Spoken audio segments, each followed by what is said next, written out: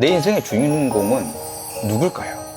그럼 본인의 판단과 선택을 믿고 가시면 되겠죠. 자, 오늘도 또 새로운 시간이 찾아왔습니다. 자, 오늘의 사연 바로 가볼까요? 안녕하세요. 경기도 사는 29살 남자입니다. 저는 웹툰 그리는 일을 하고 있습니다. 저도 웹툰 굉장히 좋아하는데요. 계속 가볼게요. 회사는 다니지만 프리랜서라고 생각하시면 됩니다. 그림 그리고 스토리 짜는 일이 좋아 이 일을 시작한 지 3년차가 됐습니다.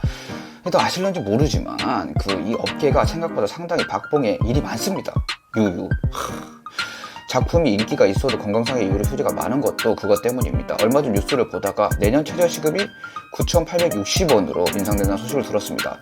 계산해보면 이제 대학생들이 편의점 알바를 하는 것과 비교한다면 같은 시간 대비 오히려 더 적게 가져가고 있더라고요.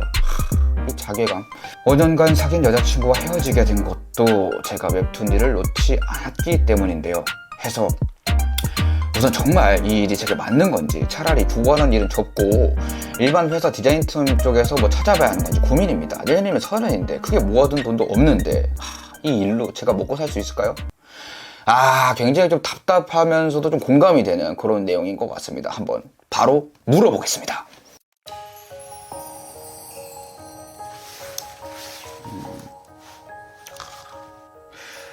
우선은 다행히도 이 일이 적성에 찰떡으로 맞습니다. 다행이네요.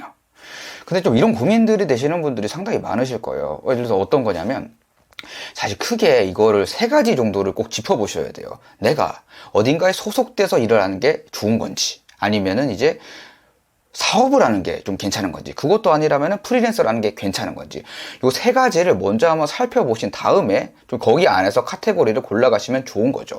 예를 들어서 이분 같은 경우에 웹툰을 이렇게 그리는 게 괜찮나요? 적성에 딱 맞았어요. 나왔어요. 오케이, 그럼 그냥 그리면 되겠구나 라고만 생각할 게 아니라는 겁니다. 이제 이분이 여러 가지 방식으로 할 수 있겠죠. 어딘가에 소속이 돼서 계약을 해서 하는 경우, 그리고 아예 이제 프리로, 지금 이제 프리라고 하셨는데 이제 프리랜서로 딱 이렇게 일 그때그때 하는 그런 형태로 하는 게 좋은 거죠. 아니면 직접 뭔가 좀 회사 같은 개념을 해서 사업자를 내고 그렇게 좀 일을 하는 게 좋은 거지. 요거에 따라서 솔루션이 굉장히 달라질 수 있다는 점입니다. 일은 잘 맞으니까 그쪽을 한번 살펴볼 필요가 있는 거죠.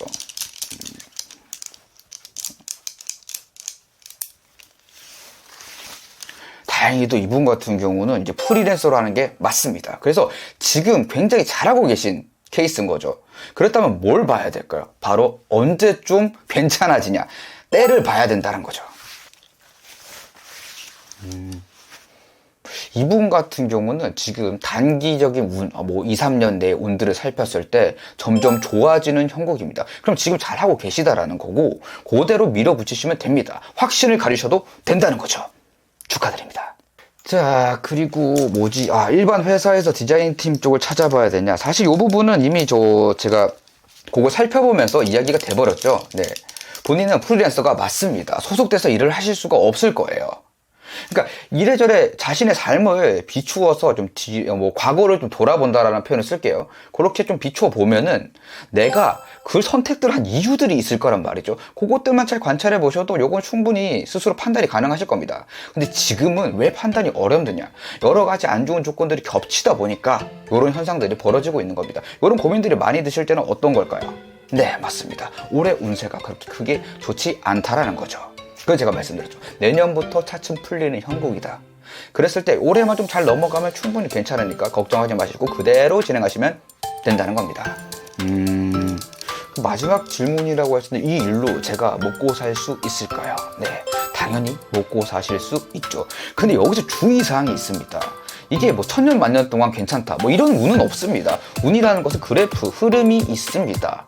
어떨 때는 잘 될 때가 있고 어떨 때는 안 될 때가 분명히 있습니다. 근데 보통 이제 잘 될 때는 계속 그렇게 올라갈 줄 알고 착각하기 때문에 힘들어지는 겁니다. 그리고 또 안 될 때는 계속 안 될 줄 알기 때문에 힘들어지는 겁니다. 사실 웃기게도 계속 잘 될 수도 없는데 계속 안 될 수도 없습니다.